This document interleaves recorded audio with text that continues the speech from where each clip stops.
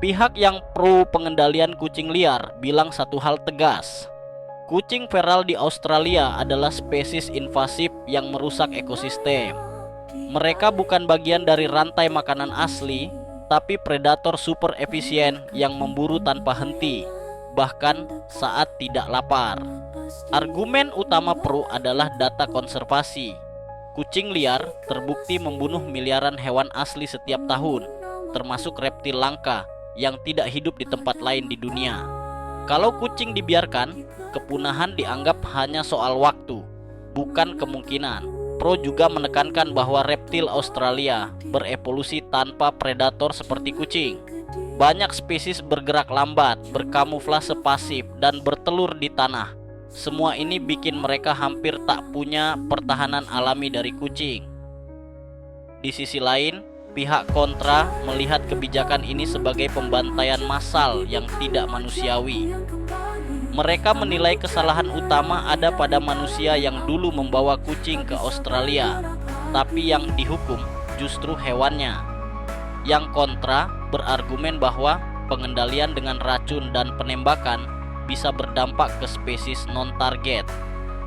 Risiko salah sasaran selalu ada, dan penderitaan hewan dianggap tidak bisa dibenarkan atas nama konservasi. Ada juga argumen kontra soal efektivitas. Mereka menyebut bahwa tanpa perbaikan habitat dan pengendalian faktor lain seperti pertanian besar-besaran dan perubahan iklim, membunuh kucing hanya jadi solusi sementara. Menanggapi itu, pro balik menekan bahwa data lapangan menunjukkan hasil nyata. Area yang bebas, kucing mengalami lonjakan populasi reptil dan mamalia kecil hanya dalam beberapa tahun. Artinya, kucing memang faktor kunci. Pro juga menolak klaim tidak manusiawi dengan mengatakan metode terus disempurnakan agar lebih selektif dan cepat.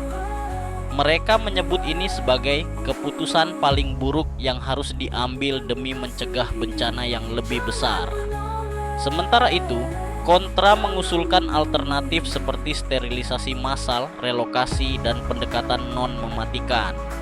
Namun, pro menilai metode itu tidak realistis untuk wilayah seluas Australia dan populasi kucing yang sudah terlanjur meledak.